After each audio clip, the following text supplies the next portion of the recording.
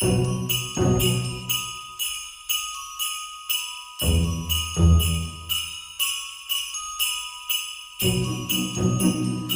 welcome back in our continuing 12 days of bourbon throughout this 12 days of Christmas. And Joe, tell us what we have coming up here today. On day 9, we've got Willet. So this is the traditional Willet pot still.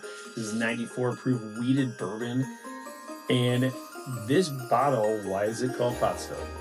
Well, because it is fashioned after the Veldrum pot still that's actually in the distillery. I never heard the nickname. You just told me. Yeah, we were, as we often do, we do research. Do a little bit of research. Through AI, by the way. I'm just kidding. But no, seriously, they call it a shelf queen. And shelf queen basically means that the bottle... Because we see a lot of amazing bottles, by the way. Actually, and truth be told, people do buy certain bottles for I think bottle, a lot of people right? do that, yes. And as I'm saying this, I should have kept a lot of mine, but I digress. It's because the bottle, they say, is better than the bourbon. Producing under what they Noah's Mill and Rowan's Creek. And I remember seeing those. Yep. Remember, like, the labels almost like they were handwritten. Yes. And I'm like, oh, this must be a startup sort of thing. In a way, it was. Because I mean, they started way back. What was it, 1936? Yeah. I mean, it was a ways. Yeah. It was a long time ago. Bourbon, so Yes. that's good. Just like what we've had with all the Wellers, and they tend to be a little bit sweeter than spicy, but I guess do the honors. Well, and it's also a 94 proof. Yep. So it's right in the wheelhouse. It's right in our wheelhouse. I feel like 93, 94 might be the absolute perfect proof. If you're gonna just have a everyday drinker. Cheers.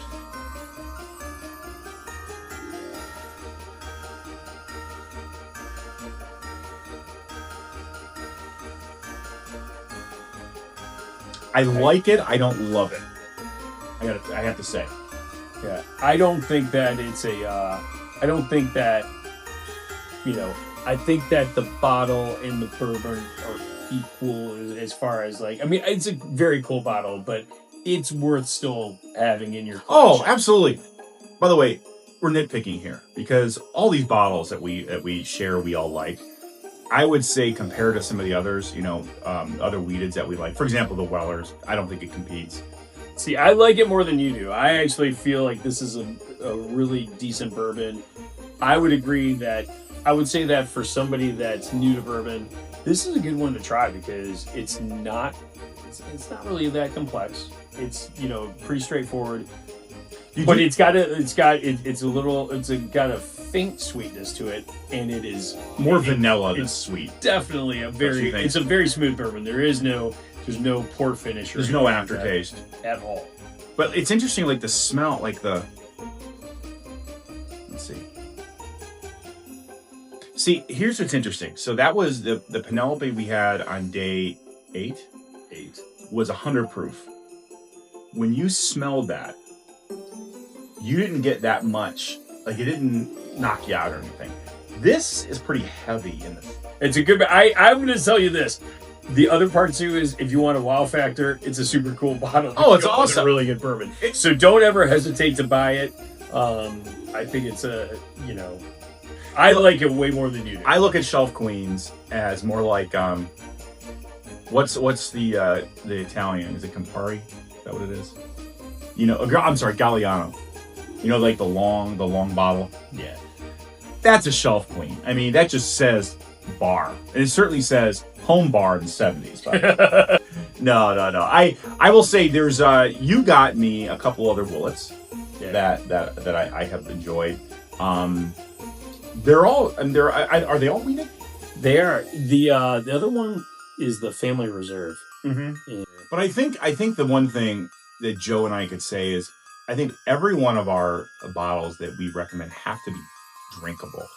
There are some, and Joe and I will say this, there are some Pappies that are just okay. When we've done, blind tastings, which we're a big, if you ever do a tasting, do it blind. It's like the best way to do it.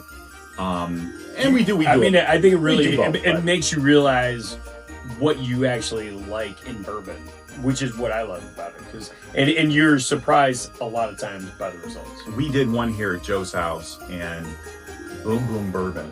Was it number 2 or 3? Came in. Actually, it came in third because it went Blanton's. No, it came in second. It went Blanton's. This is the crazy part. Blanton's won. Boom Boom came in second. Great job. And number 3 was Old Rip Van Winkle. Old Rip, which is part of the it's the 10-year Pappy. I mean, quite honestly, like when you think about it, if you knew it, most people would probably say that was their favorite just because they think they should. But when you drink it, and truthfully, I think Old Rip is fantastic. I think it's always good that you get the same kind of group of people together for the tasting. So typically when we do them, we're not bringing in bourbon aficionados. We'll have a couple people who know their stuff, but other people are just like, hey, I kind of like bourbon. I've heard that some of these are really good. I'd like to try some. I haven't been able to try them at a restaurant. So we'll have those. And those people in that sort of space will typically go after the lower proof stuff. They'll, maybe something that a wild card, a dark horse that we didn't think would win, sometimes can come in, like you said, Boo Boom. Not to suggest it's not good bourbon. It is. But I think our point is it goes to show you that, the bottle and the name gets you really far but even on a blind taste test, it stood out. And we also know this about Boom Boom Bourbon. I mean, it's won awards. Oh yeah, it was it's a double. It was a double. This was, I guess, if we had to give an overall grade, what would you give it overall grade? I mean, I'm in an A- here, B+. Like, this is a really good bourbon. Like, we've been drinking so many A-level bourbons. I know. I feel like this is a great bourbon.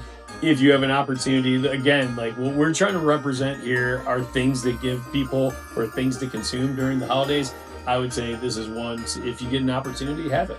Give it a B. I mean, I think it's good. Don't get me wrong. And again, like I said earlier, kind of nitpicking here, but I like it. It's not bad, and it's in our sweet spot of between 90 and 100, right, which is kind of where we like it.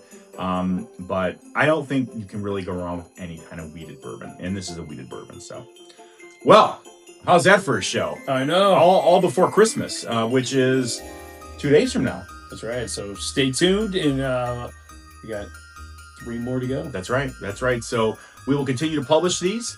Keep watching. Give us your comments. Throw some suggestions our way, and enjoy your bourbon. SuburbanBourbon.net. Cheers.